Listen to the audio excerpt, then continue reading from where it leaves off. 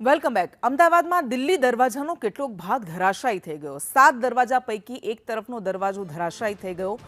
મહાનગરપાલિકાએ દરવાજાને રોડ પરથી ખસેડીને બેરિકેડિંગ કર્યું।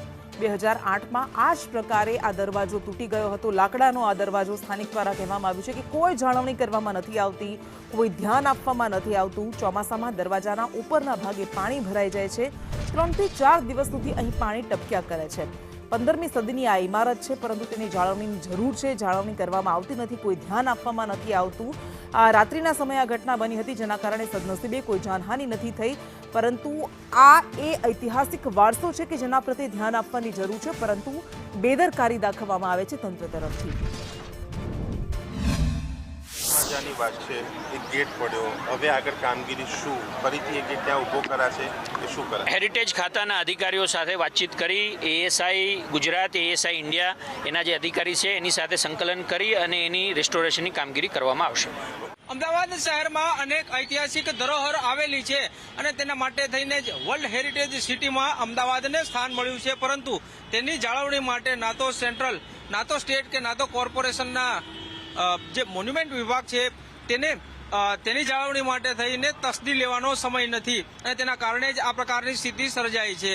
ઐતિહાસિક જે દિલ્હી દરવાજા છે અને ત્યાં જે દરવાજો એક બનાવેલો હતો તે દરવાજો જે છે તે ગઈકાલે રાત્રે જે ધરાશાયી થયો છે। સદનસીબે કોઈ જાનહાનિ થઈ નથી, પરંતુ આ ઘટના પ્રથમ વખત ના બની હોવાનું સ્થાનિક જે છે તે કહી રહ્યા છે।